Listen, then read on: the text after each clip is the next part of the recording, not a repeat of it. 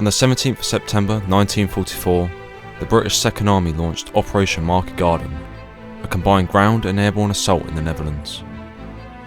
The aim of the operation was to establish bridgeheads across several major waterways through the use of airborne troops, which would enable the advancing British ground forces to strike into the heart of Germany. The airborne phase consisted of the American 82nd and 101st Airborne Divisions, who were to drop at Nijmegen and Eindhoven respectively. To their north, the British 1st Airborne Division would land at Arnhem and establish a bridgehead across the River Rhine, some 60 miles behind enemy lines. Located on the Dutch frontier was the British Second Army, made up of 8th Corps, 12th Corps and 30 Corps. It was 30 Corps' task to advance north to Arnhem, linking up with each airborne division on the way. Meanwhile, 8th and 12th Corps were to provide flanking protection on the right and left, respectively. From Arnhem, 30 Corps was to advance onto Apeldoorn, and thence onto Nunspeet and the Zuiderzee, to in effect cut off the German troops in the western provinces of the Netherlands. Once achieved, Second Army was then to swing east and advance into Germany. It was a bold plan that left no room for error.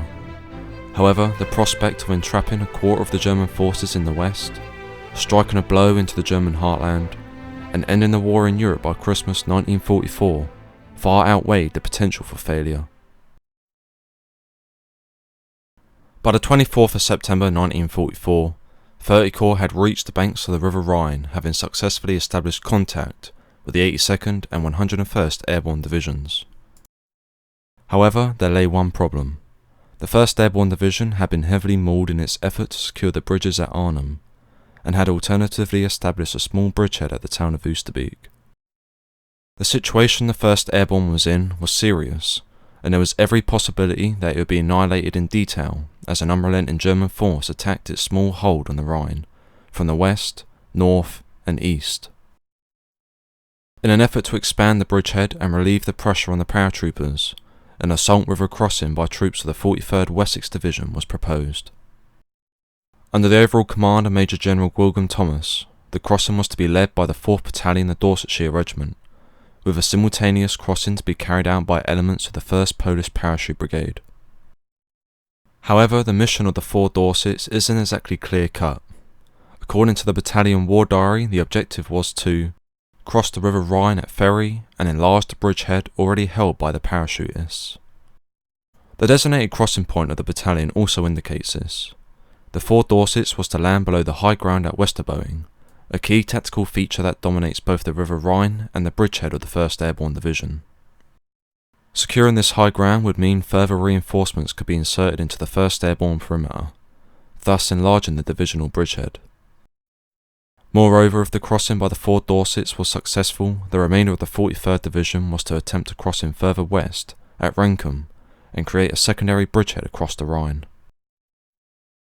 On the other hand, there is evidence to suggest that this wasn't the objective of the Dorsets, and rather they were simply being put across the Rhine to deceive the German forces as to the intentions of the Allied command. Lieutenant General Brian Horrocks, commanding 30 Corps, wrote after the war, "Even if we had crossed the River Rhine and joined up with the 1st Airborne Division, we could have only formed a limited bridgehead north of the river. I am certain that an advance to the Zuiderzee, Apeldoorn and Nunspeet was out of the question." According to Major General William Thomas, Horrocks also believed that the position held by the 1st Airborne Division had no military value. It was merely a nebulous area in wooded hills with very little control over the river bank. Even if a Bailey Bridge was built, it would still be under direct fire from the opposite bank, above and below the bridge site. Further, General Miles Dempsey, Commander 2nd Army, had conferred with Horrocks on the aims of the crossing, and concluded that the plan was no longer to expand the bridgehead, but to get the survivors out.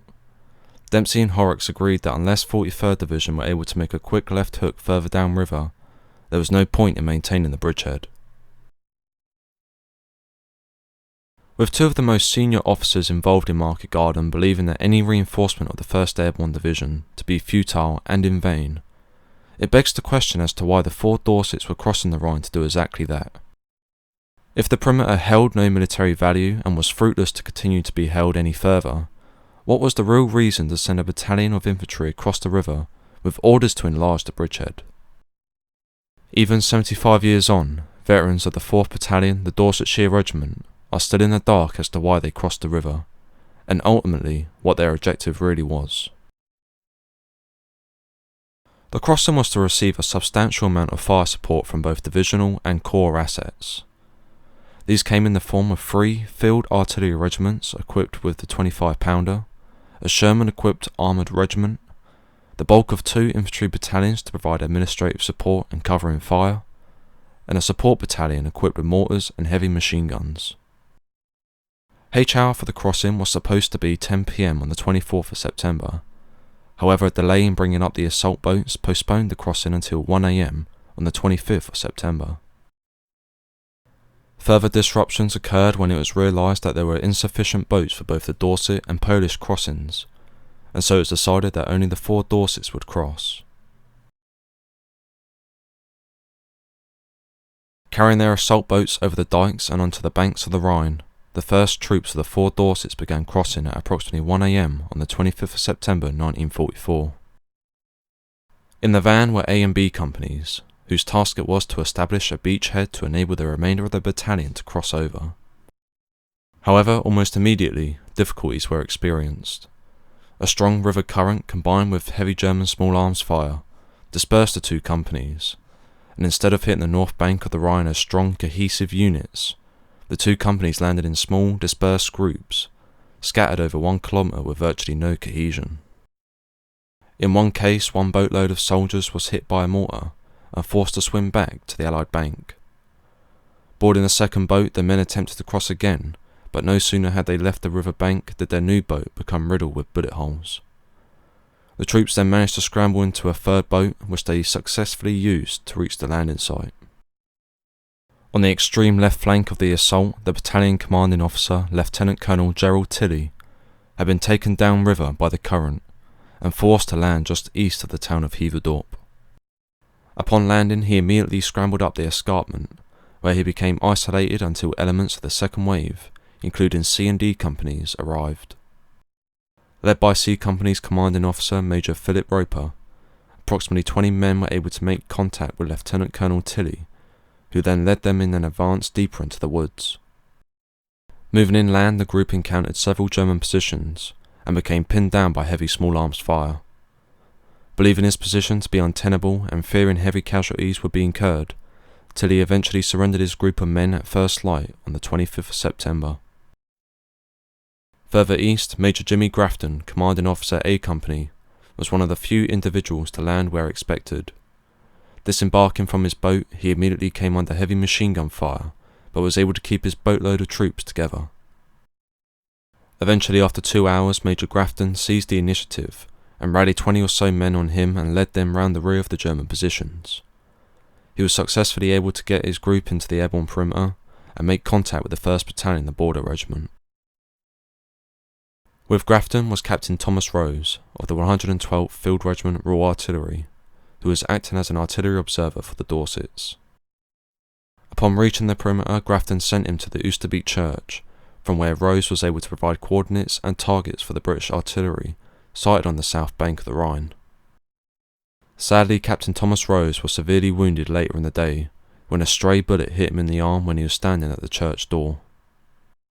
Carried into the building, he was given immediate medical attention, but passed away the next day from his wounds.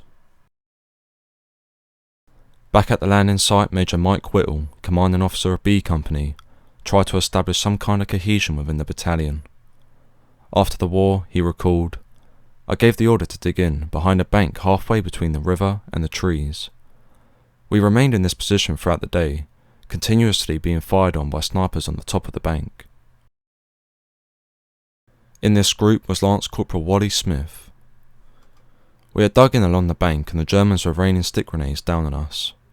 I was second in command on the Bren gun and my gunner, Private Harold Wire, was shot by a sniper and killed.